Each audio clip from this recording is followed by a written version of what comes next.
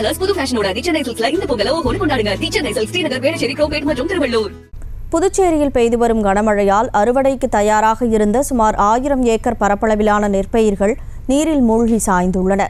இதனால் விவசாயிகள் கவலை அடைந்துள்ளனர். கூடுதல் தகவல்களை செய்தியாளர் கிருஷ்ணன் வழங்க கேட்கலாம். வணக்கம் கிருஷ்ணன், இந்த கனமழையால எத்தனை விவசாயிகள், எந்தெந்த பகுதி விவசாயிகள் பாதிக்கப்பட்டிருக்காங்க? புதுச்சேரியில நேற்று மாலை முதல் தற்போது வரை கிட்டத்தட்ட ஒரு 15 மணி நேரத்துக்கு மேலாக மிதம் மற்றும் அதி கனமழையானது பெய்து வருகிறது. இதன் காரணமாக கிராமப்புறங்களில் உள்ள விளைநிலங்களில் மழைநீர் தேங்கி உள்ளதால் விவசாயிகள் கடும் கவலையில் இருந்து வருகின்றனர்.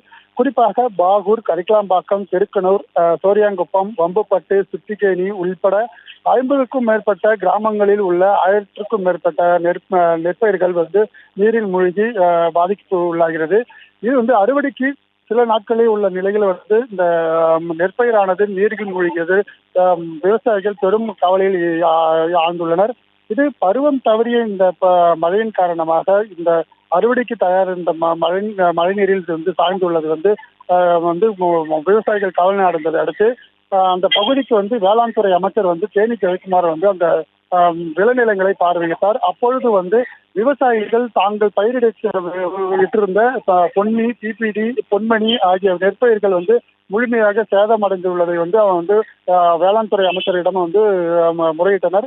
இது குறித்து அவர் முதலமைச்சரிடம் நேரில் இது குறித்து ஆய்வு செய்த பிறகு இது உரிய நிவாரணம் வழங்கப்படும் என அவர் உறுதியளித்து அங்கிருந்து சென்றார். மேலும் இது புதுச்சேரியில இது ஒரு பகுதி மட்டுமே இந்த 1000 ஏக்கர் நிலநிலங்கள் பாதிக்கப்பட்டுள்ளது. மேலும் புதுச்சேரி முழுவதும் எத்தனை ஏக்கர் பாதிப்பு உள்ளாகியது குறித்தும் அவர் ஆய்வு செய்ய உள்ளதாகவும் அவர் இது சம்பந்தமாக முதலமைச்சரிடம் தெரிவிக்க உள்ளதாகவும் தேனி ஜெயக்குமார் தெரிவித்துள்ளார். செய்திகளை உடனுக்குடனும் துல்லியமாகவும் தெரிந்து கொள்ள சப்ஸ்கிரைப் பண்ணுங்க.